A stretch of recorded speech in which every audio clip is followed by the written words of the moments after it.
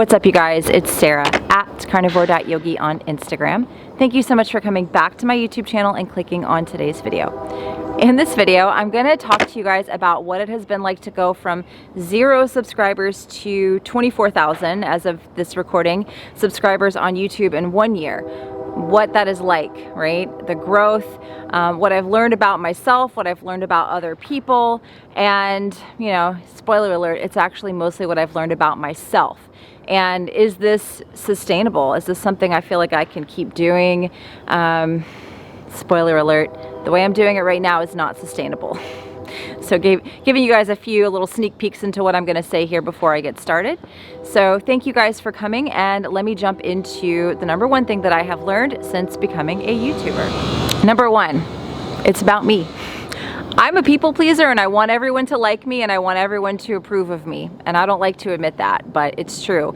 And putting yourself out there on YouTube, I would say 95% of the people are really nice, and that's on my channel. If you go to someone else's channel and read the comments, that may not be the case, but you know, 95% of people are really kind and supportive, and I enjoy the interaction. The other 5% gives me like nightmares, keeps me awake at night, gives me a sick feeling in my stomach, which I will talk more about that as I go, because that's my problem, as well as this people-pleasing thing. So I'm really taking a step back to examine that, to look at that.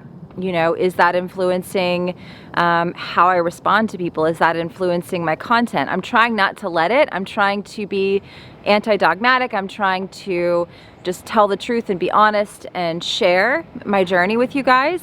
But this need to want to please people, I have to continue to re-examine that.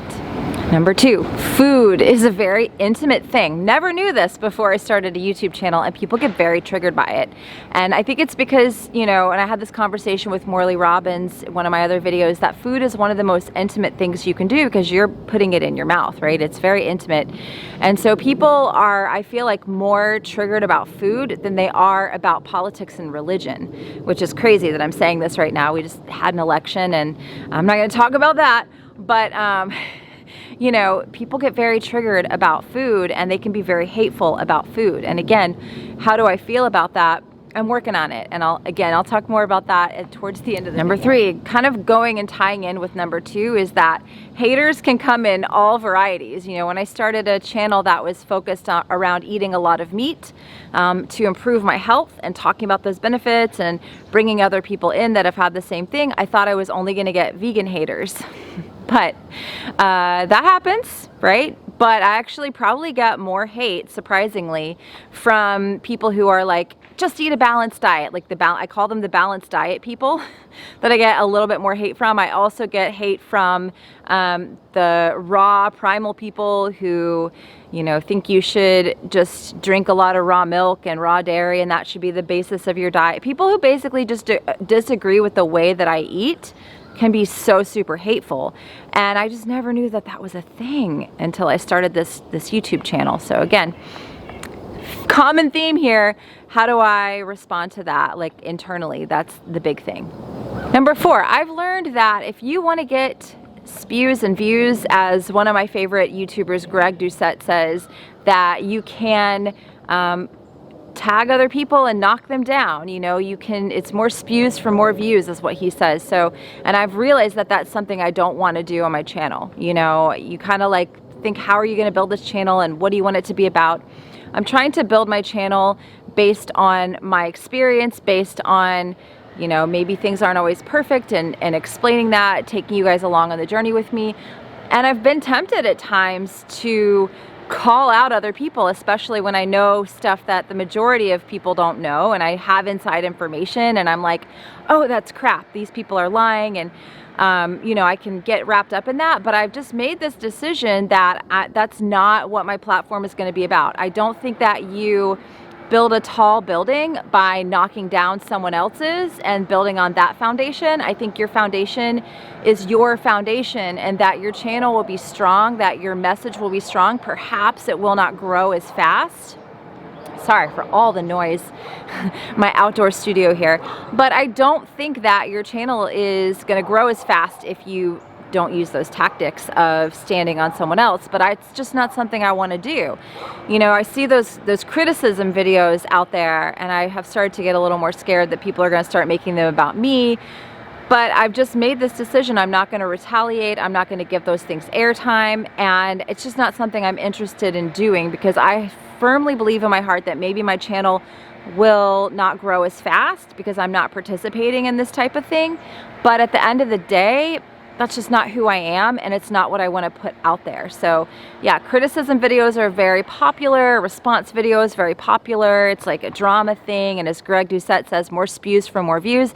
I'm just not going to do it. So if you guys catch me doing that in the future, you can call me out on it, but I really just am not interested in it. People are going to misunderstand you regardless of the intention that you put behind it, you know, and that goes back to number one, which is my people-pleasing thing. It's like, I have an intention behind what I'm saying in a video or what I'm doing, and people are going to misinterpret that no matter what. They're always going to misunderstand you, and it, you know, what other people think about me is none of my business until I become a YouTuber.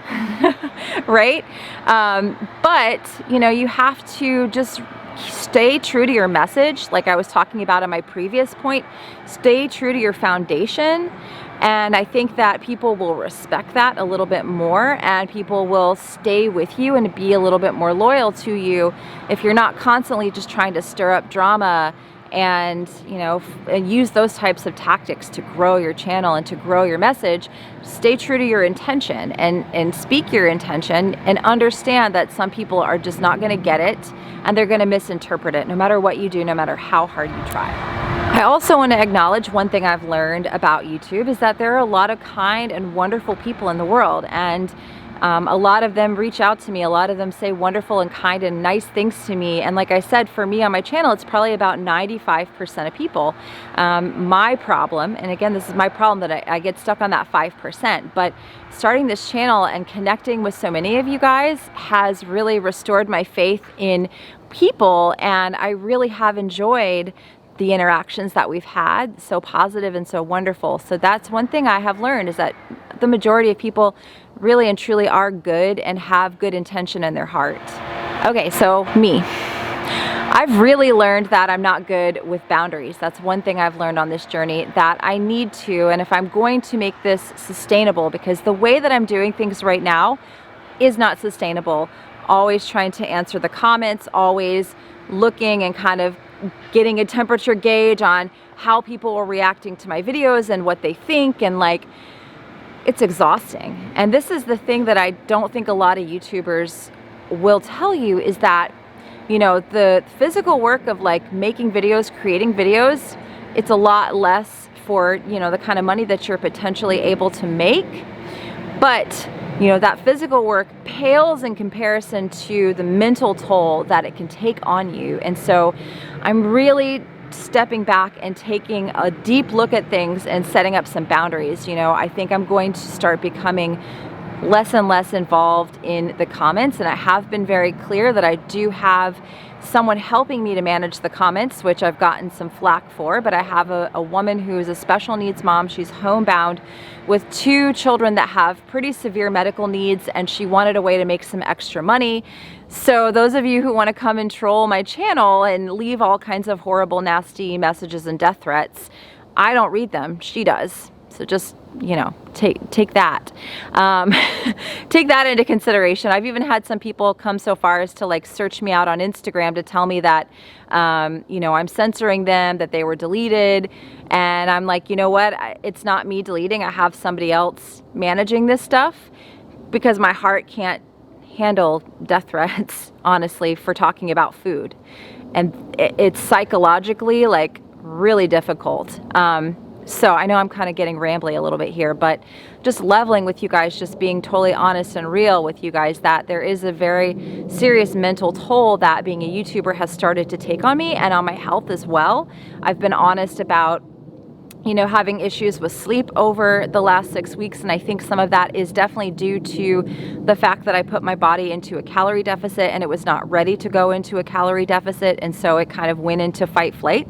But you know, I have been way too involved in what people have to say about me and way too involved in what people think about me, to the point where today I kind of had this epiphany of like, this is another addiction for me.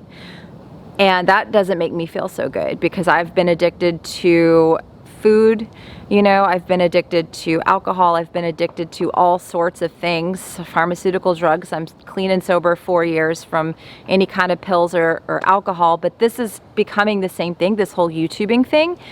Because again, the physical amount of time that I spend creating content for you guys really just pales in comparison to the amount of time mentally that I'm sitting there like feeling sick to my stomach, and I'm like, you are participating in this. There's something about the feeling sick to your stomach that you're getting something out of it. So yeah, sorry for ranting a little bit and not really making I don't know if I'm making sense or not, but this is a big thing about being a YouTuber, is that the mental toll that it takes on you, first of all, where you start to feel not really good and not happy, and you start to maybe notice you're a little more snippy with your family and your friends.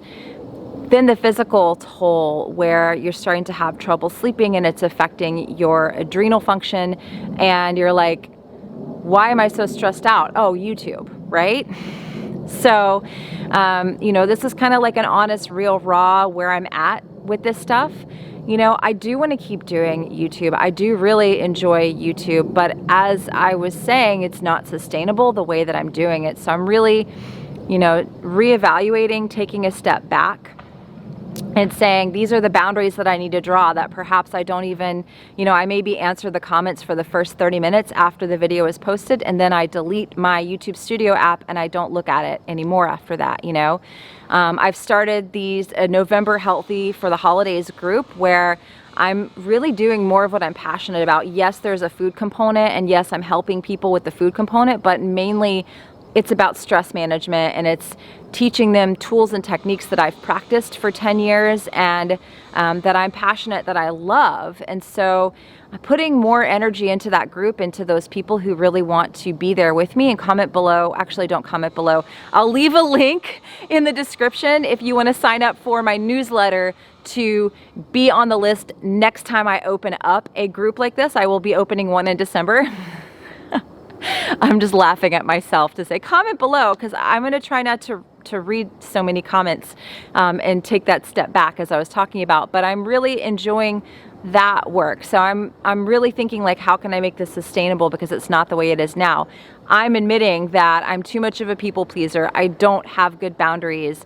And it's hard for me to admit this stuff, but in a way it's also kind of liberating, because it's like, wait a minute, I have a choice in this. I don't have to be participating in this. I don't have to read those awful comments and open up my phone and don't know if there's a bomb in there. That's an emotional addiction too.